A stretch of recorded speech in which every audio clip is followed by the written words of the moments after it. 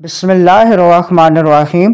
آج کا ہمارا ٹاپک دو صحابیوں کی کرامت، رات کے وقت لاٹھی کا روشن ہونا۔ حضرت انس رضی اللہ تعالیٰ عنہ بیان کرتے ہیں کہ ایک دن دو جلیل القدر صحابی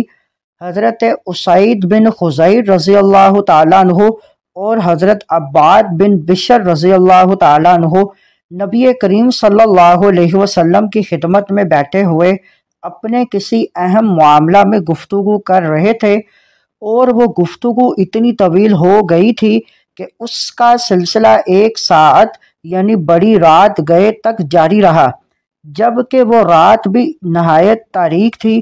جب یہ دونوں حضرات اپنے گھروں کو جانے کے لیے نبی کریم صلی اللہ علیہ وسلم کے پاس سے اٹھ کر باہر نکلے تو اس وقت ان دونوں میں سے ہر ایک کے ہاتھ میں لاٹھی تھی۔ ان دونوں میں سے ایک کی لاٹھی اچانک روشن ہو گئی اور اس کی روشنی میں وہ چلنے لگے، یہاں تک کہ جب دونوں کے راستے جدا ہوئے، یعنی اس جگہ پہنچے جہاں سے ہر ایک کے گھر کی طرف الگ الگ راستہ جاتا تھا،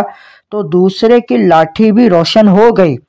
اور پھر وہ دونوں اپنی اپنی لاٹھی کی روشنی میں چل کر اپنے اہل و عیال یعنی اپنے گھروں تک پہنچ گئے۔ مزید معلومات کے لیے ہمارے چینل کو لائک اینڈ سبسکرائب کریں۔